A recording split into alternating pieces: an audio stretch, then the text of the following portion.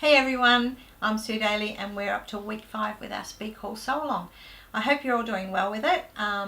It is a fairly easy quilt to do. It looks a bit daunting, but if you just follow the instructions you'll get there in the end. And remember, all your blocks are done 4 times except for block 8, which is done 8 times.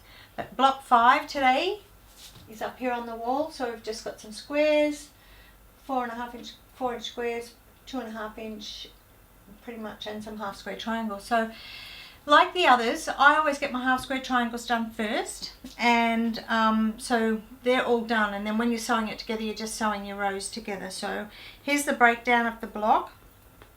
So we've got our 2.5 inch squares here and our half square triangles, 4.5 inch square and our 2.5 inch squares. So that's the layout of the block cut, but again I've done the half square triangles.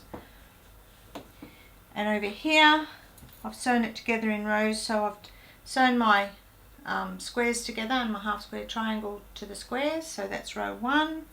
And then this one I sewed it into into squares, so I sewed it these pieces first, then sewed them together, so you've got this. And then the bottom one, here's the bottom row completed as well. So then you're going to just sew all of those rows one to the other, so top to the middle and then bottom to the middle, and that's as easy as it is. So I hope that you're enjoying this. Don't forget to send photos for us so we can have a look at it, particularly if you're working in other fabric, because we'd love to see that. You know, we're just working with the Faith, Hope and Love, which I designed, but we really love to see other people's fabrics in it, so that you know, we can see what that looks like. It'll have a very different look, I'm sure, and we love to see that on social media.